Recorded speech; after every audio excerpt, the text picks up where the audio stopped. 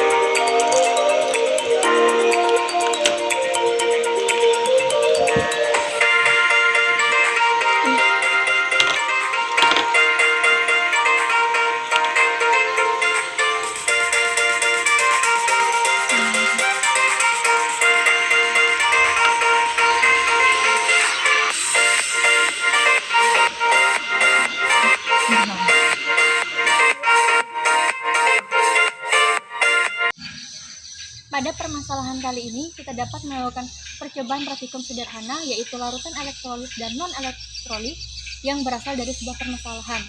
Ada beberapa permasalahan yang harus kita ketahui. Yang pertama, bagaimana cara membedakan larutan elektrolit dan non-elektrolit. Yang kedua, bagaimana cara mengetahui jenis larutan yang termasuk larutan elektrolit dan non-elektrolit. Nah, dari permasalahan tersebut, ada dua tujuan yang harus kita jawab berdasarkan permasalahan tersebut. Yang pertama, untuk mengamati dan menjelaskan larutan elektrolit dan non-elektrolit, yaitu perbedaannya.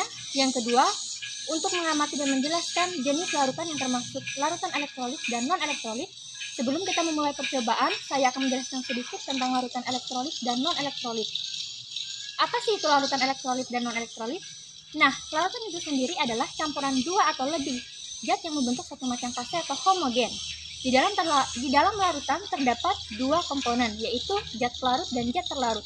Zat pelarut adalah zat yang digunakan untuk melarutkan zat lain. Pelarut biasanya berupa cairan, yaitu air, sedangkan zat terlarut adalah komponen dari larutan yang memiliki jumlah lebih sedikit dari sistem larutan, seperti garam atau gula yang dilarutkan dalam air. Berdasarkan daya hantar listriknya, larutan dibedakan menjadi dua, yaitu larutan elektrolit dan non-elektrolit.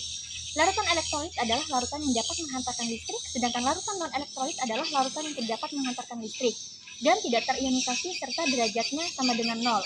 Contohnya adalah larutan glukosa, larutan urea, dan etanol. Larutan elektrolit dibagi menjadi dua, yaitu larutan elektrolit kuat dan larutan elektrolit lemah. Larutan elektrolit lemah adalah larutan yang terionisasi sebagian dan derajat ionisasinya antara 0 sampai 1. Contohnya adalah asam lemah dan basa lemah. Larutan elektrolit kuat adalah larutan yang terionisasi sempurna dan derajat ionisasinya sama dengan 1. Contohnya adalah asam kuat dan basa kuat. Setelah kita mengetahui tentang larutan elektrolit dan non-elektrolit, untuk lebih detail dan jelasnya lagi, langsung saja kita melakukan percobaan praktikum sederhana. Alat dan bahan yang digunakan adalah kabel, bola lampu, paku, dan juga batu baterai. Larutan yang digunakan adalah larutan soda kue, air sabun, air kapur sirih, larutan gula, air deterjen, air betadine,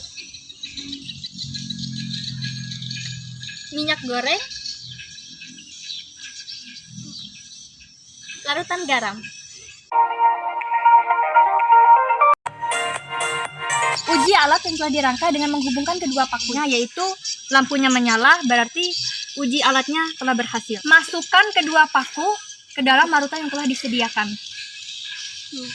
Ada gelembung banyak dan lampu tidak menyala, termasuk larutan elektrolit lemah. Setelah menguji sebuah larutan, maka kita harus membersihkan paku dengan air biasa terlebih dahulu, lalu dikeringkan dengan tisu, agar pada saat kita menguji larutan tersebut tidak terkontaminasi atau tercampur. Yang kedua adalah air sabun. Ada gelembung gas banyak dan lampu tidak menyala, termasuk larutan elektrolit lemah. Tidak ada gelembung gas dan lampu tidak menyala, termasuk larutan non-elektrolit. Larutan gula, tidak ada gelembung gas dan lampu tidak menyala, termasuk larutan non-elektrolit. Selanjutnya adalah air deterjen. Tidak ada gelembung gas dan lampu tidak menyala, termasuk larutan non-elektrolit. Tidak ada gelembung gas dan lampu tidak menyala, termasuk larutan non-elektrolit.